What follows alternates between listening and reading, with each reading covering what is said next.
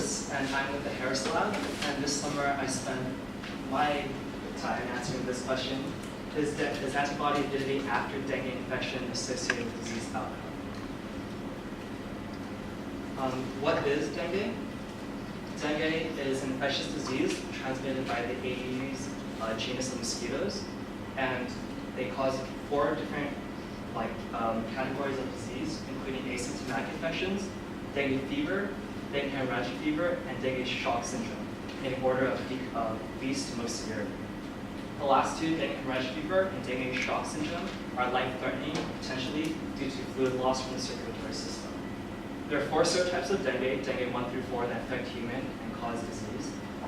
And they're all pretty similar in that they all cause the spectrum.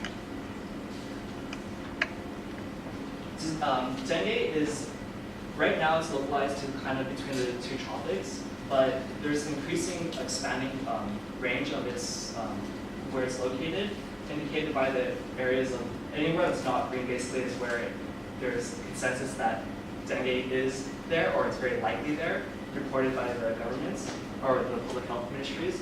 And right now the number, I believe, is 2.5 to 3 billion at risk. So that's 3 billion at risk for dengue. And why that's important is because when you get infected with a different serotype, say you're infected with dengue 1, and you get infected with dengue 2, then that results in more severe disease. All these, in most cases, in all these regions right here, between like this band and this band, there and there,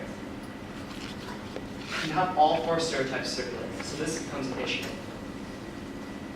In Nicaragua, where dengue is endemic, there's a unique phenomenon in which you get serotype replacement in every dengue season, wave by wave.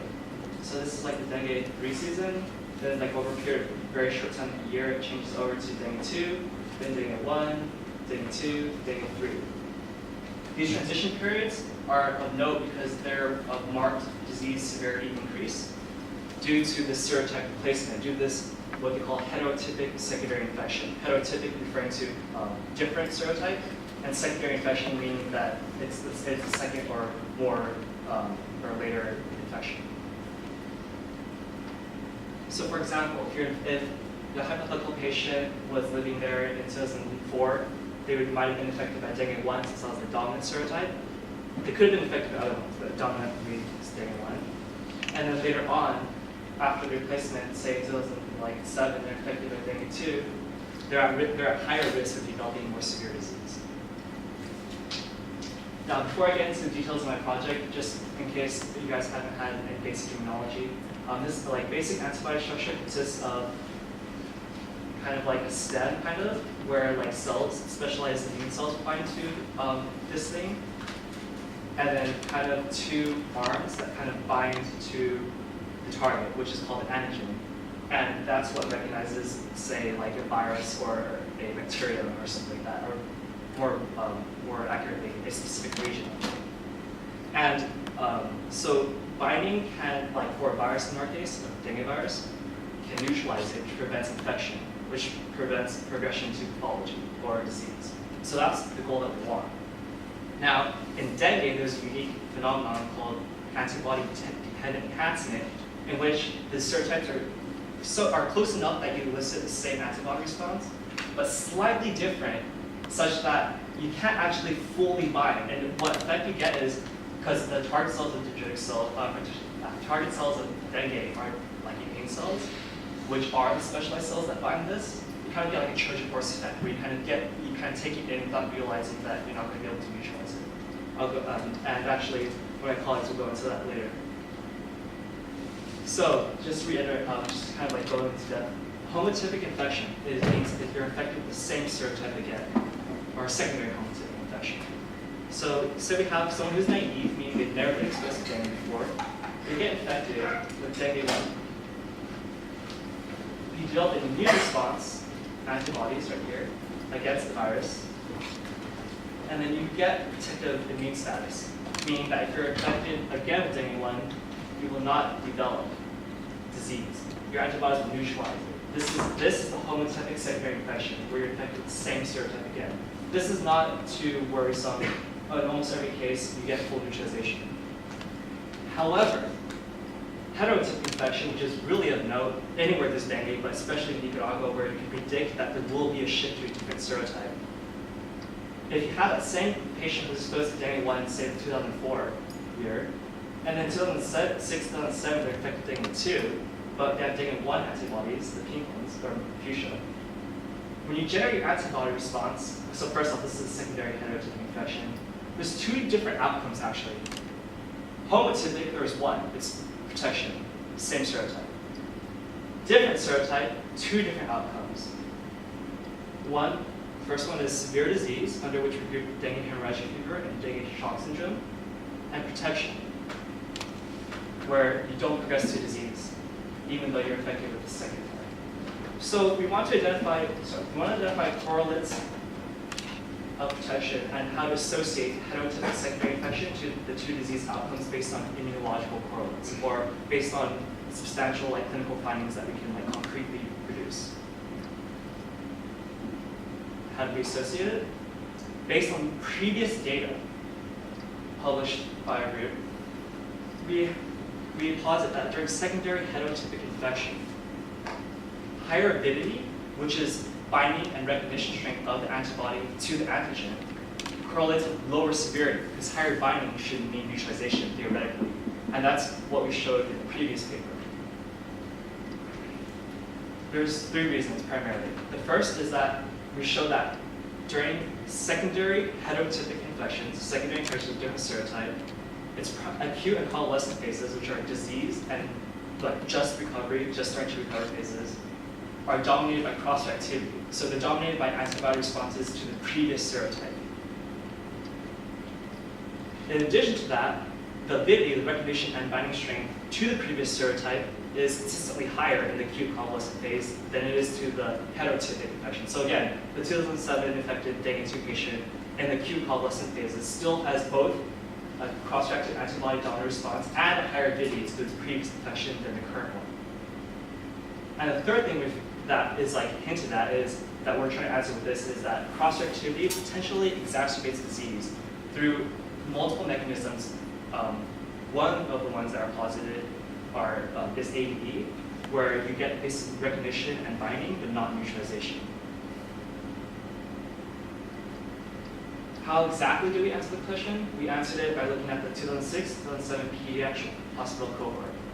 We looked at the pediatric cases because they have the most severe cases and the largest spread of cases. We looked at secondary infections only because those are going to be the ones that are cross-reactive dominated. And then we took these, we're looking at these samples so we get a nice over time longitudinal look at all of these patients. So this is a hospital, so they come in when they have symptoms. We take a few samples of them a few days after they come in and then at recovery. And they come back in during 3, 6, 12, we're testing that at 18 months after recovery so that we can get the serum. And specifically what I look at is IgG Serum Avidity, or binding of IgG, which is specific, the dominant neutralizing antibody isotype, versus the severity outcome, which is basically the three disease groups: dengue fever, dengue hemorrhagic fever, and dengue shock syndrome. For the actual experiment, we utilized one main assay, a urea avidity ELISA, which is a modified ELISA that measures the strength of binding versus a normal ELISA, which kind of measures the overall total amount of antibodies that are specific to an antigen or target that bind. So it doesn't really take into account the strength normally. So we plate down our antigen, dengue 2 virus. We come in and with patient serum. So this is kind of the fine point. Basically, anything that's not dengue specific, dengue 1 through 4, won't bind to begin with. This is a highly avid or high avidity antibody, meaning that it really strongly binds and is dengue specific.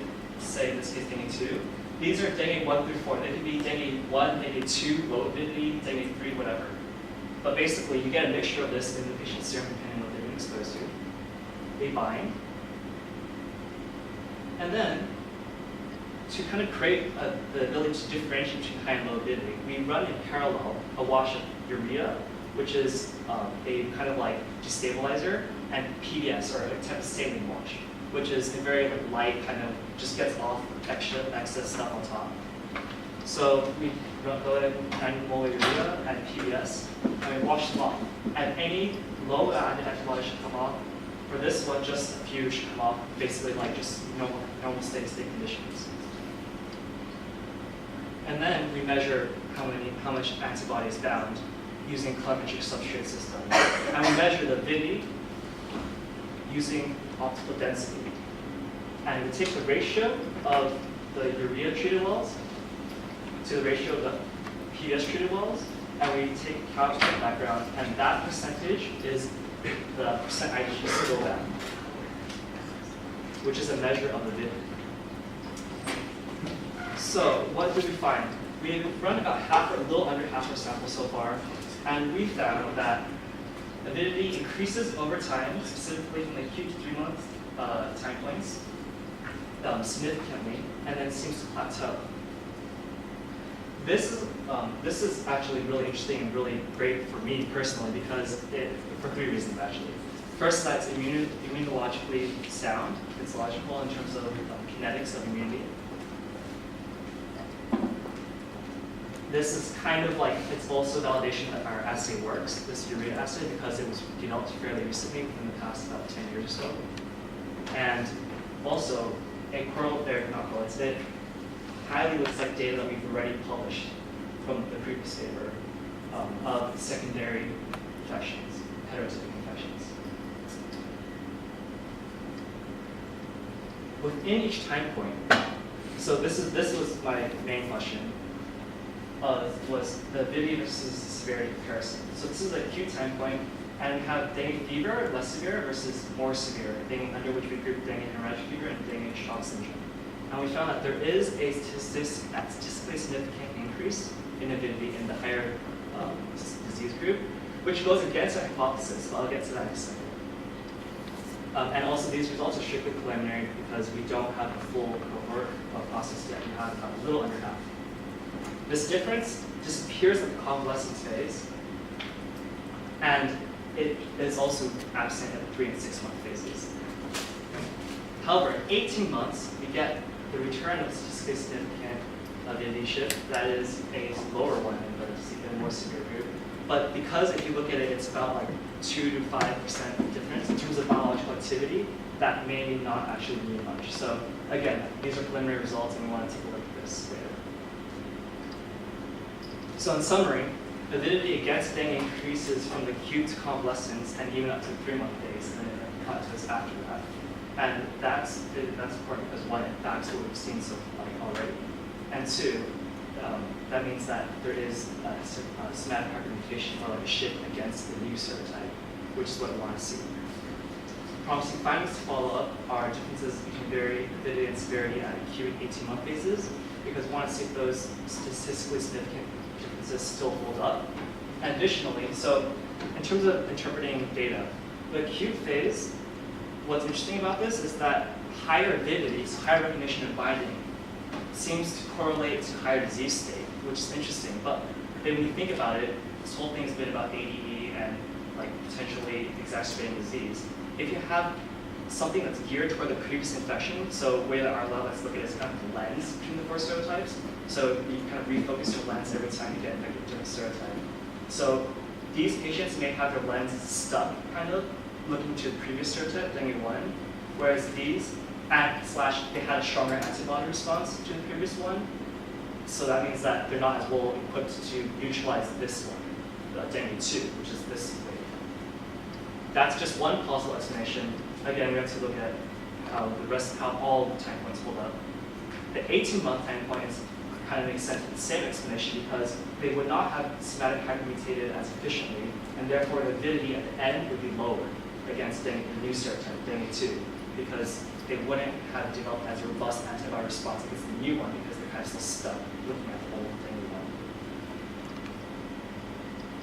In terms of future directions, continue to process the other roughly half of it and perform statistical analysis and figure out and do some more data processing. And then also, I'm looking at vaccination studies for this later on. in which we'll be looking at basically naive people and recognizing one versus all four, because this time we looked at one and then a different one, like linearly. For any H vaccine, we're going to be looking at naive ones, either one vaccine or all four at once. And I want to make sure that the one that has all four, it protects against all four serotypes, and it balanced response against all four serotypes. And I'd like to thank my PI, Eva Harris, who's not with us today because she's in Singapore. Dr. Angela Green, Dr. Sponazaki, my current past mentors. Alexandros, who's an amazing grad student, who's been helping me a lot. And of course, everyone else in the lab. And most of all, thanks to the CERP and LNS for helping us. The Rose Hills Foundation for support and guidance, and Nick Nishu for being an amazing mentor. Thank you.